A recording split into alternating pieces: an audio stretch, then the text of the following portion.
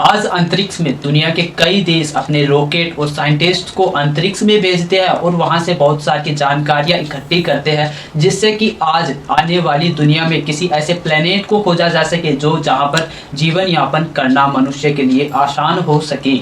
इसी के लिए भारत नहीं बल्कि दुनिया के कई देशों ने मिलकर आज बहुत सारी एजेंसियां, अंतरिक्ष एजेंसियां बना डाली है और इनका बहुत सारा का कचरा भी अंतरिक्ष में ऐसे ही जमा पड़ा हुआ है। और यहाँ तक कि चाइना जैसे देशों ने ISS जैसे अंतरिक्ष स्टेशन को भी बना डाला है। तो चलिए जानते हैं कि ये बात तो हम जानते हैं कि अंतरिक्ष की दुनिया कितनी रहस्यमयी है और इन्हीं रहस्यों को उजागर करने के लिए दुनिया के वैज्ञानिक कोशिश में लगे हुए हैं और इन्हीं रहस्यों को उजागर करने के लिए वैज्ञानिक कई महीनों तक अंतरिक्ष में रहते हैं।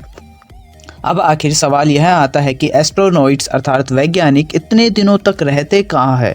तो वह है ISS। इसमें मुख्य रूप से इंसानों की सुविधाओं को देखते हुए डिज़ाइन किया गया है। जब हम ISS की बात करते हैं तो अक्सर यह सवाल उठता है कि ISS पर कोई भी स्पेसक्राफ्ट लैंड कैसे करता है और इस पर रिसर्च करने वाले एस्ट्रोनॉइट्स अर्थात वैज्ञानिक वापस पृथ्वी पर कैसे आते हैं। तो बेहतरीन से जानकारी देंगे, वीडियो को लाइक और चैनल को सब्सक्राइब कर लीजिए। तो पहले ISS के बारे में बेसिक जानकारी देते हैं। ISS मानव द्वारा बनाई गई अब तक की दुनिया की सबसे महंगी चीज़ है। ISS को दिसंबर 1998 को लॉन्च किया गया था। ISS की लंबाई 239 जबकि चौड़ाई 326 फीट है और ऊंचाई 66 फीट है। वजन इसका 41,09,725 किलोग्राम है। अब सवाल उठता है कि क्या ISS में को एक बार में ही लॉन्च कर दिया गया था? तो नहीं, बहुत सारे छोटे छोटे टुकड़ों में भेजा गया था। फिर सारे ISS के पार्ट्स को वैज्ञानिकों द्वारा रोबोटिक आर्म्स के थ्रू जोड़ा गया। ISS के टुकड़ों को भेजने के लिए कुल 136 उड़ानें भरी गई थी। ISS को पृथ्वी की सतह से 330 से 445 किलोमीटर की ऊंचाई पर रखा गया है। ISS की ऊंचाई पृथ्वी से ज़्यादा ऊंचाई पर नहीं है, इसलिए आप चाहे तो पृथ्वी से इसे आसानी से देख सकते हैं। अगर आप ISS पर जाएंगे तो एक दिन में 15 बार सूर्य को निकलते और डूबते हुए देखेंगे। ISS को जब से स्थापित किया गया है तब से अब तक इसे कभी भी खाली नहीं छोड़ा गया है। ISS पर लैंड करने के लिए एस्ट्रोनॉइट्स को स्पेसक्राफ्ट के जरिए भेजा जाता है। जैसे जैसे आज हमारी टेक्नोलॉजी विकास कर रही है वैसे वैसे स्पेसक्राफ्ट की भी टेक्नोलॉजी को समय समय पर बदलाव करके बेहतर बनाने की कोशिश की जा रही है। आज के दौर में बहुत सी नई टेक्नोलॉजी के स्पेसक्राफ्ट तैयार कर लिए हैं। इन्हीं में से एक एलोन मस्क की SpaceX के कंपनी द्वारा बनाया गया ड्रैगन V2 है, जिसका इस्तेमाल बहुत ज़्यादा किया जाता है। जब स्पेसक्राफ्ट ISS के पास पहुंचता है तो ISS के रोबोटिक आर्म्स के द्वारा पकड़ लिया जाता है, जिन्हें वैज्ञानिक हर समय कंट्रोल करते रहते हैं। यह ISS का एक हाथ की तरह बना हुआ हिस्सा होता है। जब ISS का कोई हिस्सा खराब या डैमेज हो जाता है तो इन्हीं रोबोटिक आर्म्स के द्वारा उन्हें सही किया जाता है और ये रोबोटिक आर्म्स स्पेसक्राफ्ट के गेट को ISS के एंट्री गेट से जोड़ता है। जैसे ही दोनों गेट एक दूसरे से फिट हो जाते हैं फिर ISS और स्पेसक्राफ्ट के वैज्ञानिक आसानी से अंदर पहुंच जाते हैं। अब बात आती है कि ISS में रहने वाले वैज्ञानिकों का टाइम लिमिटेड होता है। तो जी हाँ, सही है, उनका टाइम लिमिटेड होता है। एक ग्रुप आने के बाद दूसरे ग्रुप का समय आता है।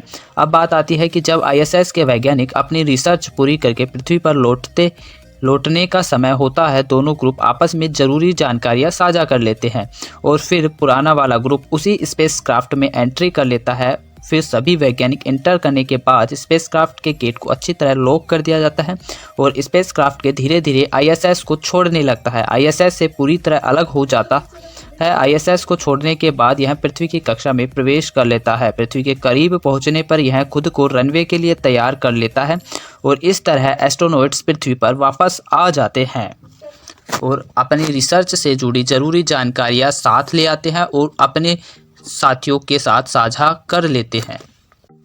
ISS को बनाना और इसे अंतरिक्ष में स्थापित करना किसी एक देश का काम नहीं बल्कि इसे 15 देशों ने मिलकर अंजाम दिया है, जिनमें number 1 China, Japan, USA, Soviet संघ, रूस और इसके साथ ही बहुत सारे के देशों ने मिलकर इसे बनाया है। साथ ही इसमें हमारा देश भारत शामिल नहीं है।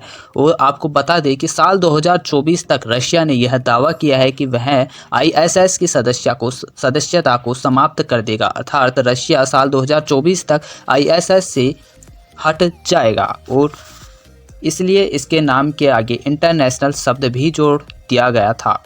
आईएसएस में इंटरनेशनल शब्द इसे बहुत सारे के देशों ने मिलकर बनाया था, इसीलिए इसके आगे इंटरनेशनल शब्द जोड़ा जाता है। और इन 15 देशों में से हमारा देश भारत शामिल नहीं है। इसे बनाने में 11 लाख करोड़ से ज़्यादा का खर्चा आया था। अंतरिक्ष में इसकी समय सीमा साल 2011 रखी गई थी, लेकिन अब ये बढ़कर साल 2024 तक हो गई है। गाइस, आपको यह जानकारी कैसी लगी चैट सेक्शन में लिखना ना भूले। वीडियो को लाइक से मिलते हैं नेक्स्ट वीडियो में, और इसे अपने दोस्तों के साथ शेयर करना बिल्कुल भी ना भूले।